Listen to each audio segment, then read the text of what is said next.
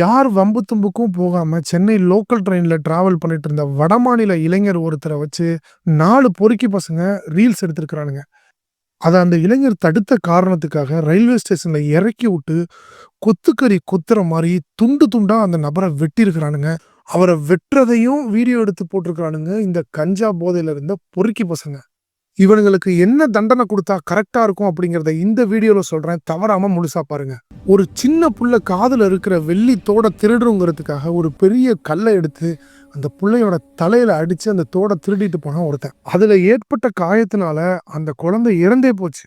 குற்றவாளி இந்த நபர்னு உறுதி செஞ்ச உடனே அதே இடத்துல எந்த கல்ல வச்சு அந்த சிறுமிய தாக்குனானோ அதே கல்ல கொண்டு அவன் தலையில அடிச்சு மரண தண்டனை கொடுக்கணும்னு அந்த பகுதியை ஆட்சி செய்து கொண்டிருந்த நபிகள் நாயகம் அவர்கள் உத்தரவிட்டாங்க. இதே மாதிரி அந்த 4 பொறுக்கி பசங்களையும் அவனுங்க யூஸ் பண்ண அதே அருவாளை வச்சு அதே ரயில்வே ஸ்டேஷன்ல வச்சு வெட்டி வீடியோ எடுத்து மக்களிடத்துல இதை பகிரணும் அப்படிங்கிறத காவல்துறைக்கு நாங்க மக்கள் சார்பாக கோரிக்கை வைக்கிறோம். மற்ற விஷயத்துக்கெல்லாம் we will face the consequences சொல்ற மாதிரி இந்த பொறுக்கி பசங்க விஷயத்திலயும் இந்த செயலை செஞ்சுட்டு we will face the consequences சொல்றாங்களான்னு பார்ப்போம். இந்த வீடியோல தமிழக காவல்துறையையும் தமிழக அரசையும் டேக் பண்ணுங்க. இந்த வீடியோ அதிகமா ஷேர் பண்ணுங்க.